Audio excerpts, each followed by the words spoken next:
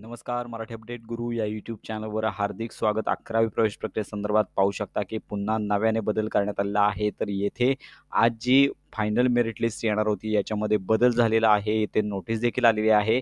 तुम्ही पाहू शकता की प्रोव्हिजनल जी मेरिट लिस्ट आलेली आहे यांच्यावर आक्षेप आणि हरकतींसाठी 7 तारखेपासून ते 9 तारखेपर्यंत मुदतवाढ देण्यात आली आहे. पाहू शकता की फायनल मेरिट लिस्ट आहे ती 11 जूनला प्रसिद्ध होणार आहे. अशा प्रकारची नवीन नोटीस आलेली आहे.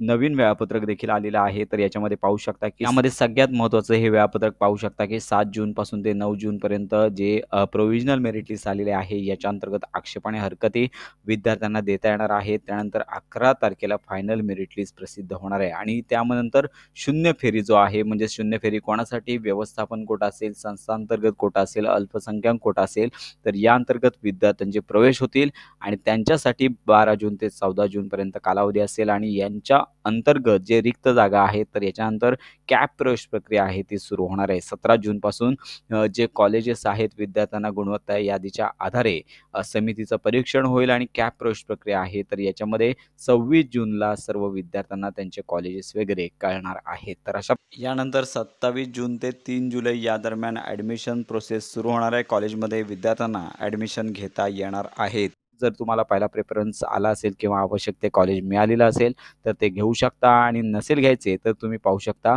की 5 जुलैनंतर फेरी क्रमांक दुसरा जो जागा म्हणजे फेरी क्रमांक 2 म्हणजे दुसरा जो राऊंड आहे त्याच्या प्रतीक्षेसाठी राहू शकता. जर तो पहिला प्रेफरन्स तुम्हाला आला तर ॲडमिशन घ्यावं लागणार आहे. तर अशा प्रकारे हे नवीन सुधारित वेळापत्रक आलेलं आहे. तर ही महत्त्वाची माहिती इतरांपर्यंत नक्की शेअर करा.